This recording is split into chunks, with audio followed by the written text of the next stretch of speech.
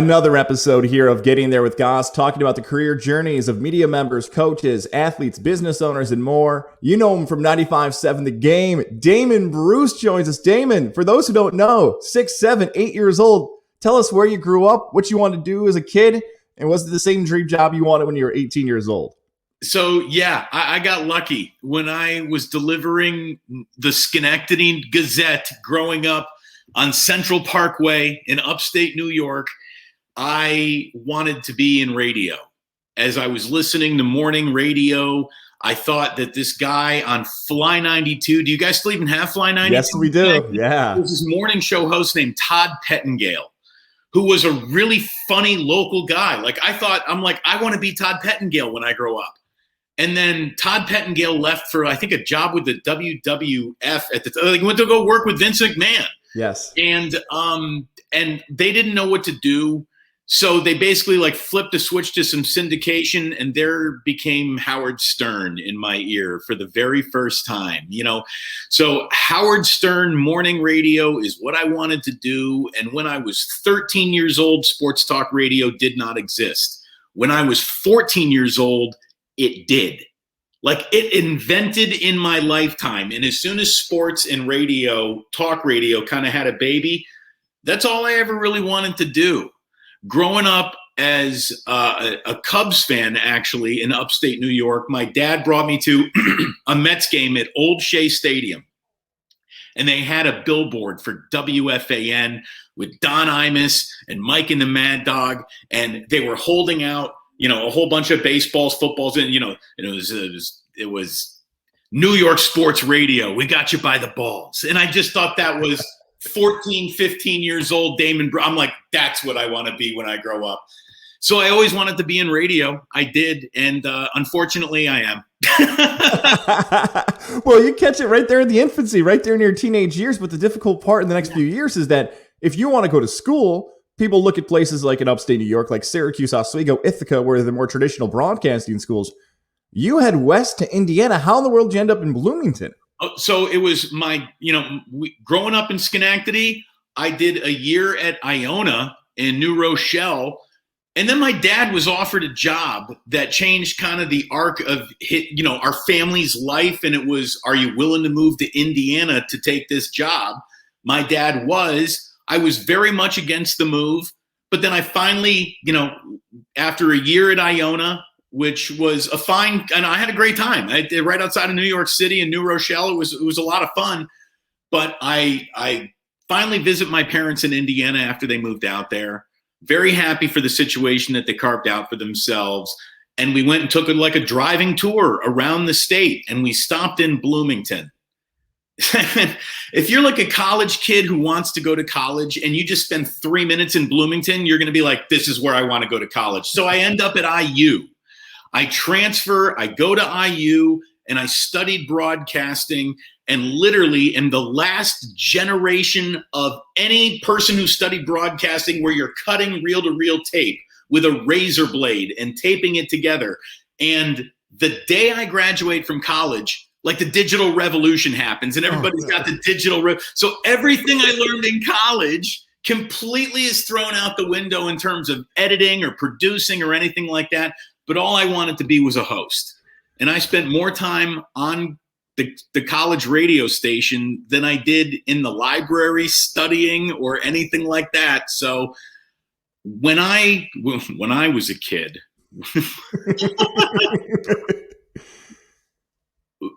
I don't think there's a lot of people who are interested in a career in broadcasting who understand the way it was. The concept of a 14 or 15-year-old kid having 35 million YouTube followers did not exist. You don't even need a studio to be a broadcaster anymore. You have more technology in this iPhone than I had in my student radio station.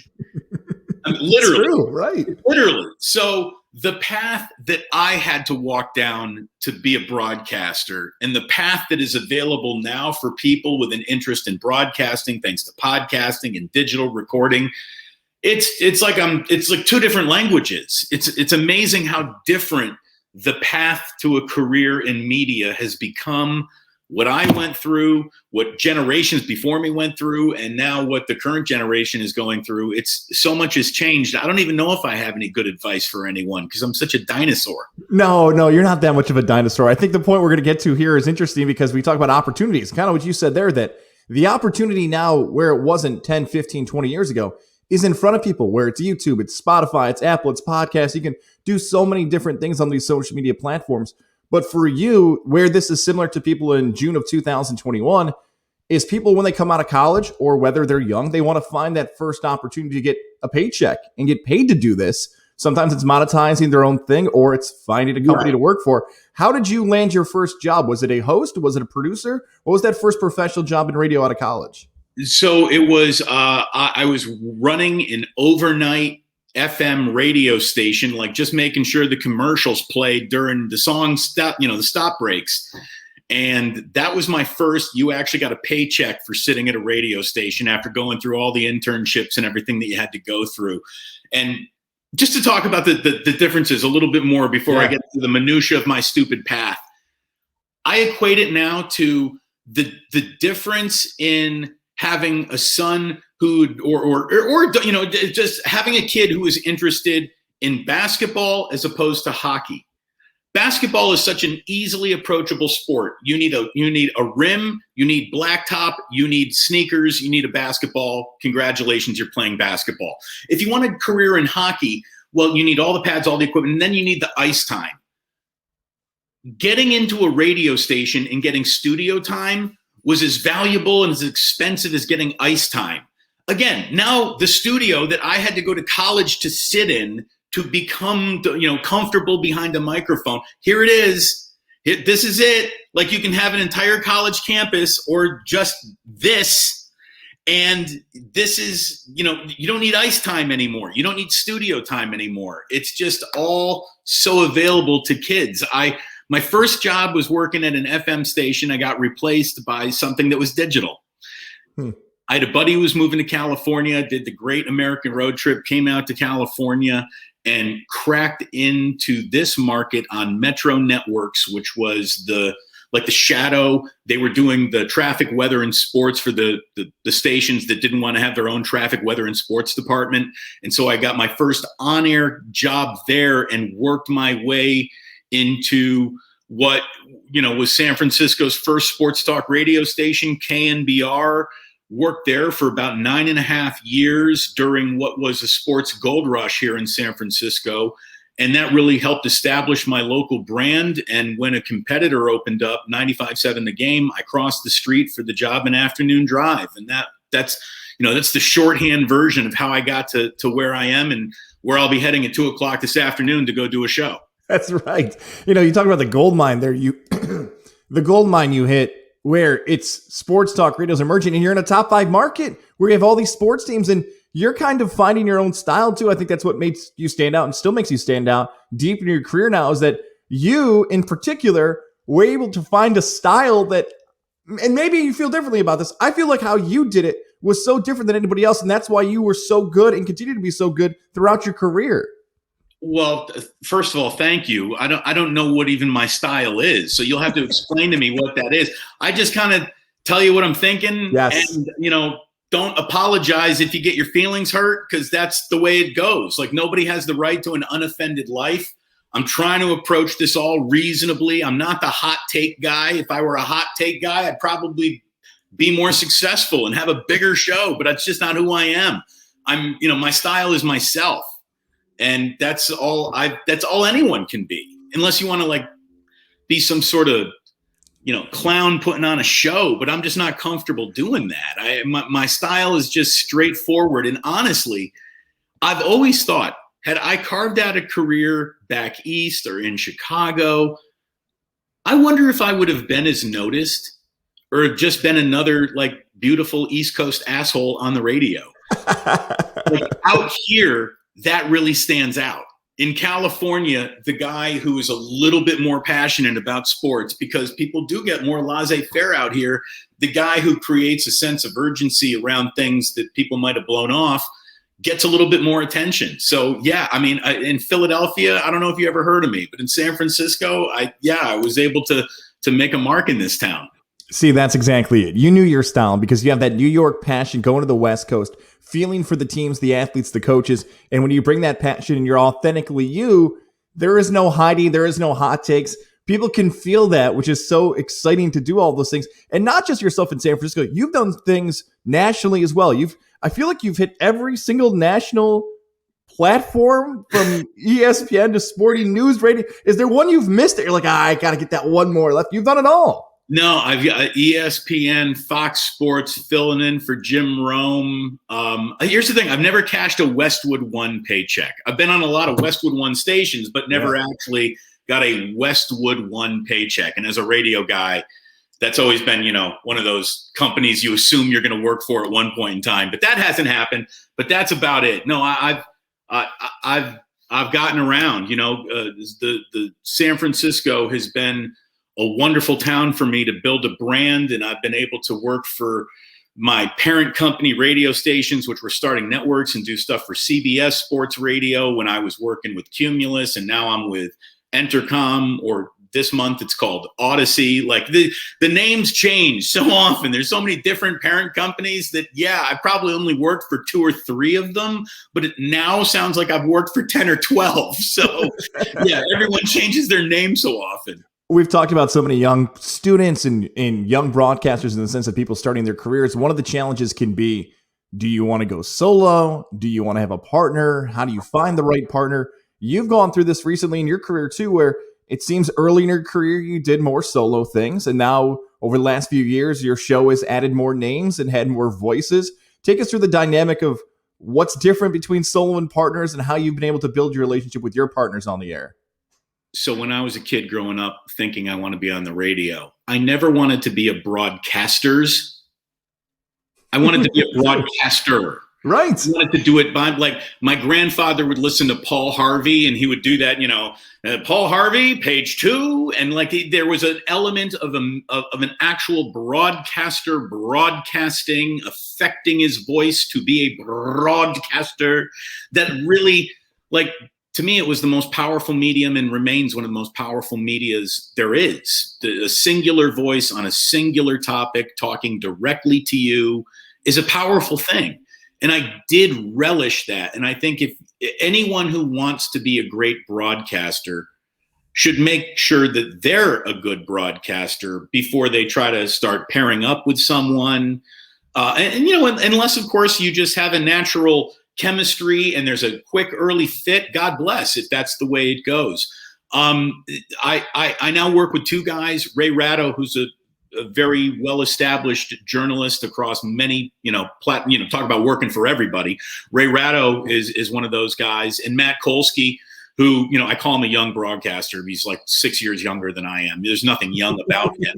He's young in the industry and young in afternoon drive, and is a talented, really smart guy. And when you find people that it's working, here's the thing, I don't mind working with partners when I know it's working. I know it's working. I know this is a good conversation. This isn't a performative relationship. I'm not pretending to laugh at somebody's jokes, that sort of thing. That's not a good partnership. But when you find a good partnership, there's something to be milked there. And I was on my own for the better part of 13, 14 years, just doing it by myself. My favorite criticism used to be, oh, this guy's in love with the sound of his own voice. When I stopped talking, the show was over. That's the way it went. So it's a totally different change. To have somebody to hit the ball with instead of just hitting the ball off the wall to yourself and tossing it out to calls. It's opened up a whole new avenue of just a different style of radio that I'm enjoying doing. But someday I would imagine that I'll want to do it by myself again in the twilight of my career. When I'm like an old guy who's getting a weekend hour because the station's too nice to not fire his ass yet, like one of those old timers. Then I'll go back to just my old shaking his fist at the cloud show, and then they'll take me out back and eventually shoot me in the head and tell me I'm done. Damon Bruce, you're the best.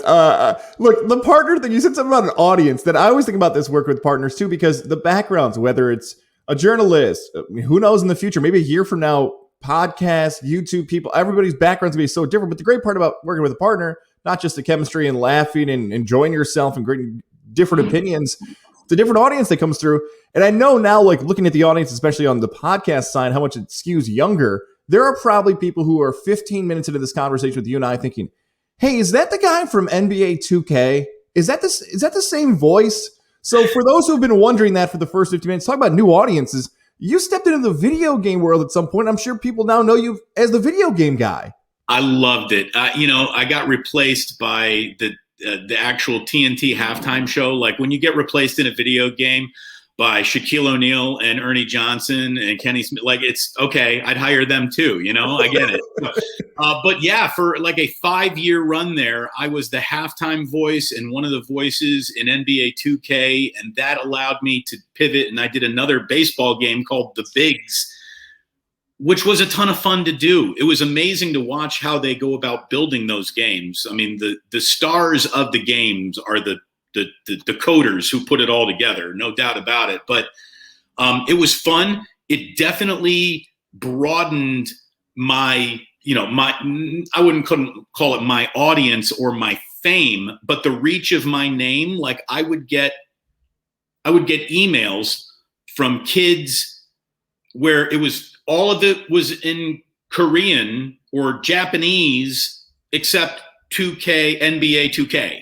And so I knew it was about that, and I would translate it, and it would be, I play your game every day in, here in Tokyo, and I'm a fan. And, and that's nothing else in the world would have put me in 60 million living rooms. That's for sure.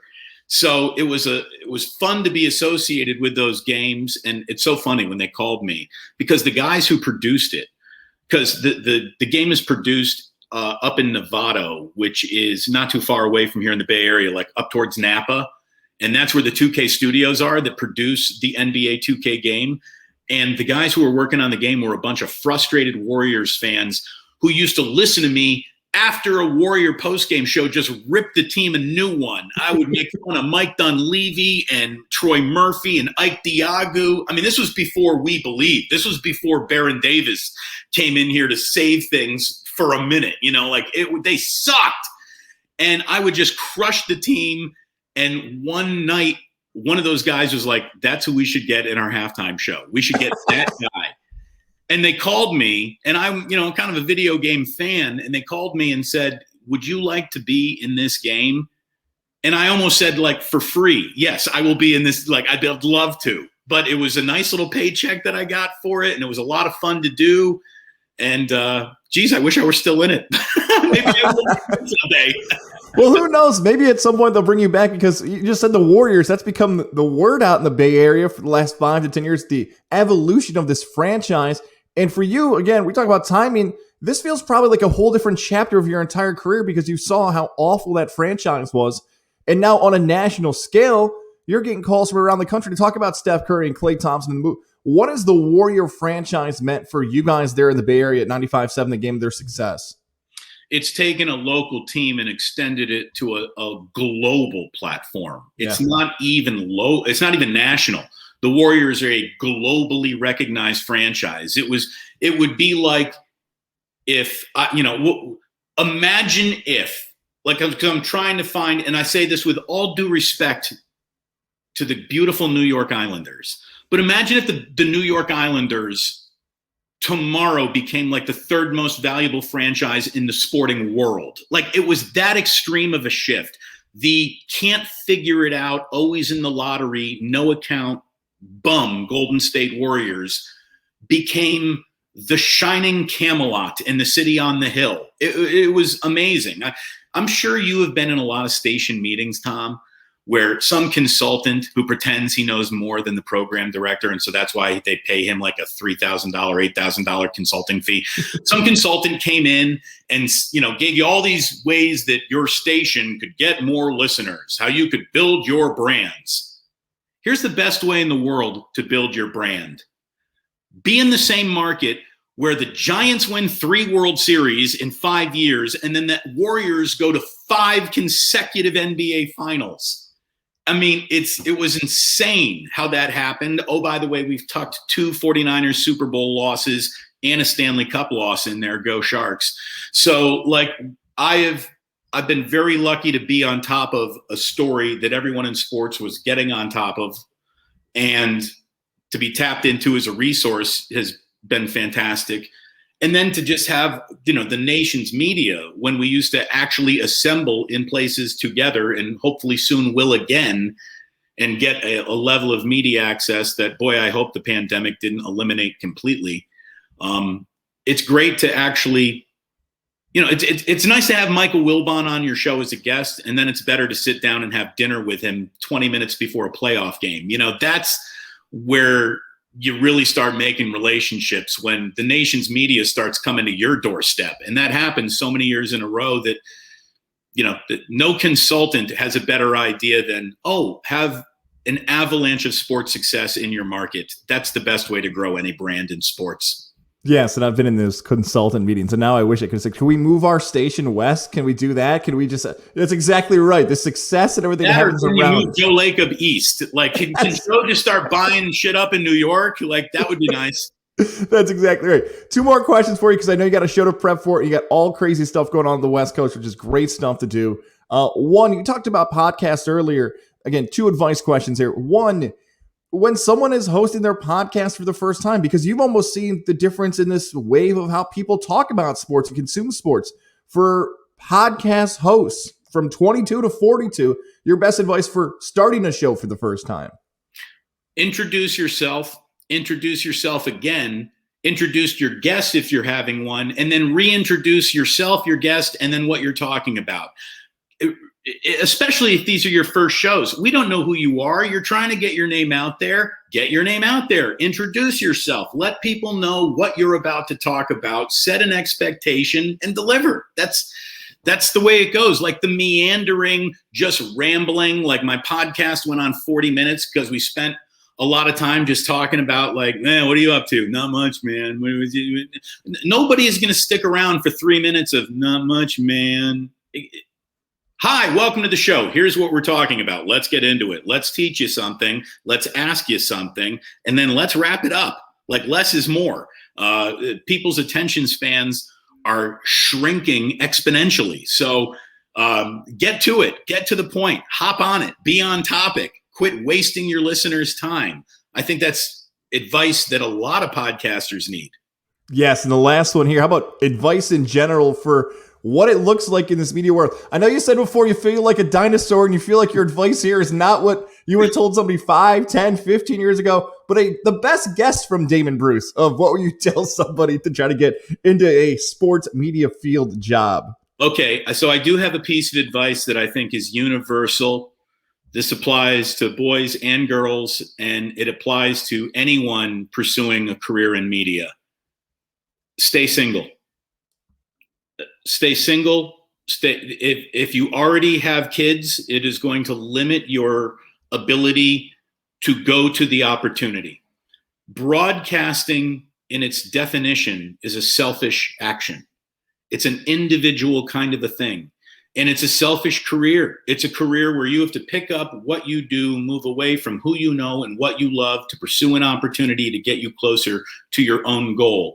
If you have a significant other, if you have children in school districts, it's going to make it more complicated. It's not the end of your dreams, but it's a level and a layer of complication that would have changed so many of the choices that I made in my career had I had a wife and kids in my 20s or even in my 30s. I did not get married until later in life. I'm an old man who's got a 2-year-old son and a newborn son showing up in August.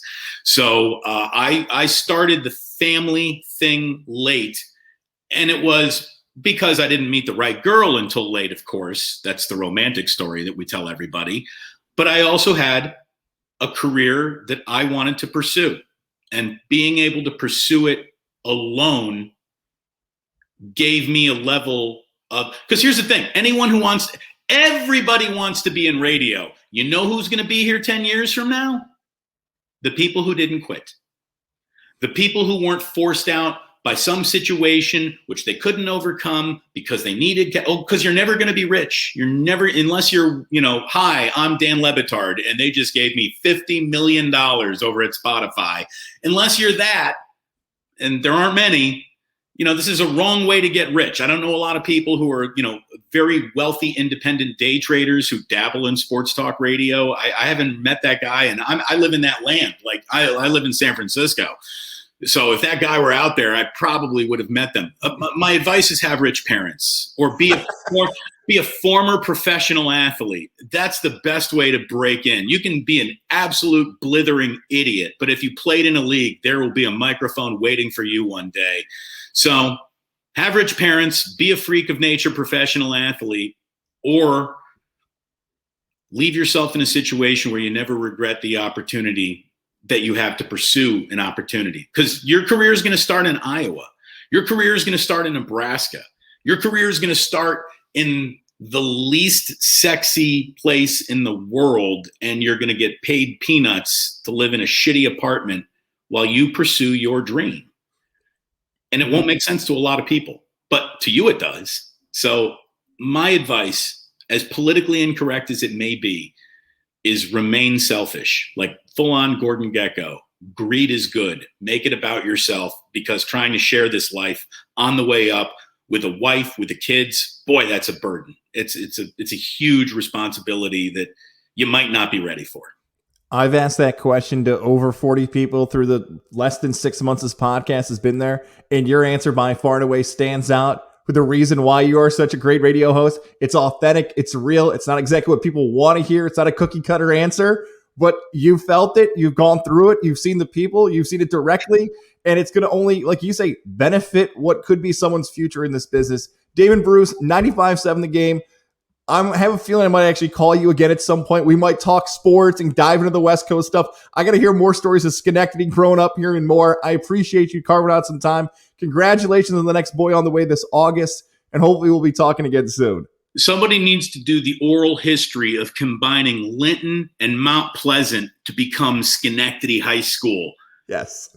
There are bodies buried somewhere over this. The things happened. We all know that. So maybe that's something we do together someday. Guys, you know how I feel about you, man. You're one of the real ones. And thank you very much for having me. I hope I didn't scare everyone away. But it's so funny. I got invited to IU to come talk to broadcasters and a room full of kids. And I said, my job here today is to scare half of you into changing your major.